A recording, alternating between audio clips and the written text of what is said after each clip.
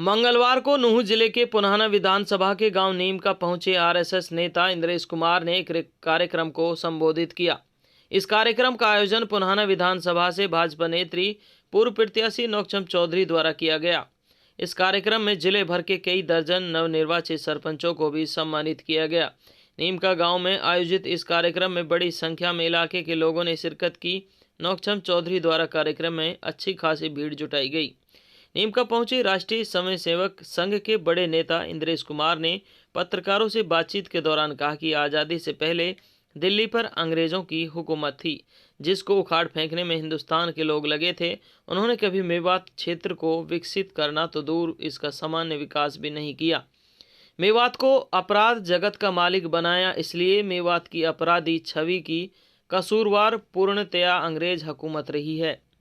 उन्होंने कहा कि आज़ादी मिली, मेवात के लोग आगे आए। पहले 50-55 साल जिस देश के ऊपर हुकूमत जिन भी पार्टियों की रही, उन्हीं पार्टियों के नुमाइंदे यहाँ से MP MLA बनते आ रहे हैं। इंद्रेश कुमार ने कहा कि अगर मेवात का नक्शा बदलना है तो केंद्र में नरेंद्र मोदी तथा हरियाणा में मनोहर लाल खट्टर की सरकार आने के बाद कुछ तब्दीलियां की उम्मीद बनने के रास्ते खुले हैं। उन्होंने कहा कि इसलिए जनता से अपील है कि तथा सरकारों से भी अपील है कि मेवात दंगे का अपराध का नहीं, यह मोहब्बत का, खुदा की इबादत के रास्ते पर चलने वाला इलाका है। नीमका से MTV हरियाणा के लिए मोहम्मद असलम की रिपोर्ट। ऐसा है, आज़ादी से पहले दिल्ली के ऊपर अंग्रेज की हुकूमत थी, जिसको उखाड़ फेंकने में हिंदुस्तान के लोग लगे थे।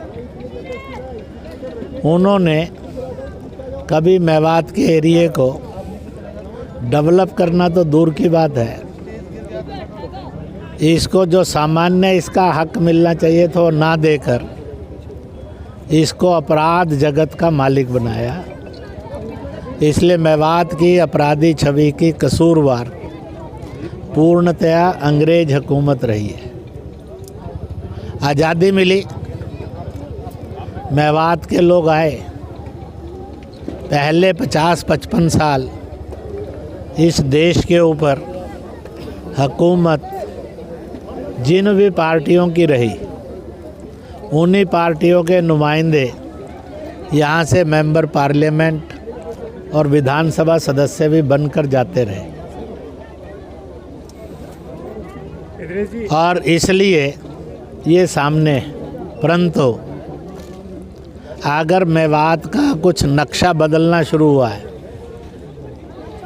तो आप ये समझ लीजिए कि केंद्र में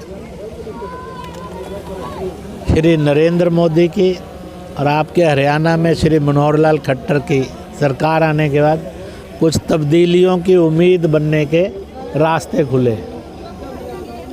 इसलिए हमने यहाँ जनता को भी अपील की, सरकारों से भी अपील की कि मेवात दंगे का, अपराध का नहीं, यह है तो मोहब्बत का और खुदाई इबादत के रास्ते पर चलने वाला इलाका है।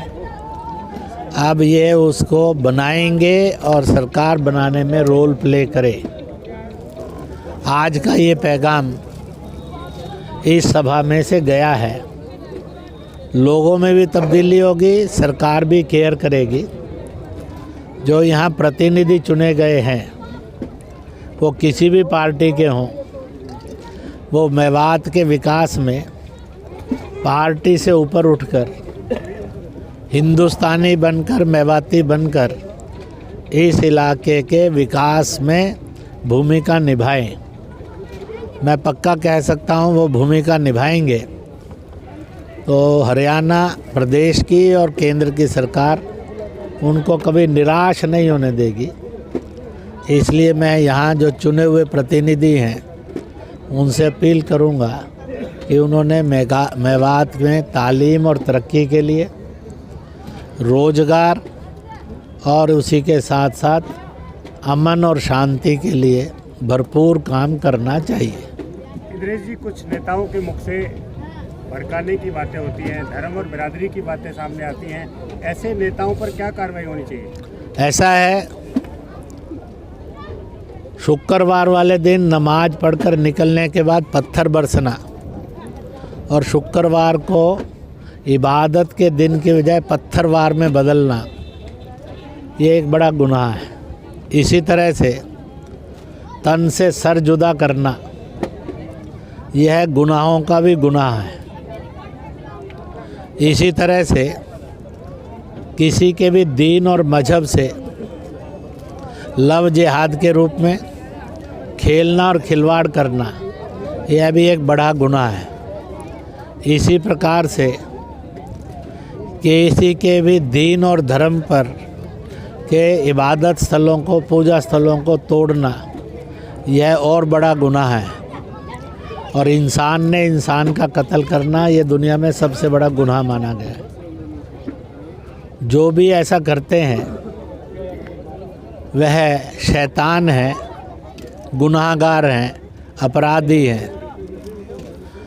और उन अपराधियों को शरण देना, यह भी अपराध ही आता है।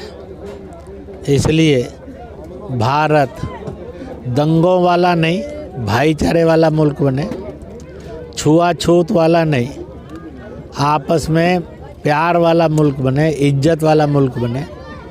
जो गरीब, दुखी, पीड़ित, कमज़ोर, असहाय, निर्बल है, उसको गले लगाकर मदद करने वाला का देश बने।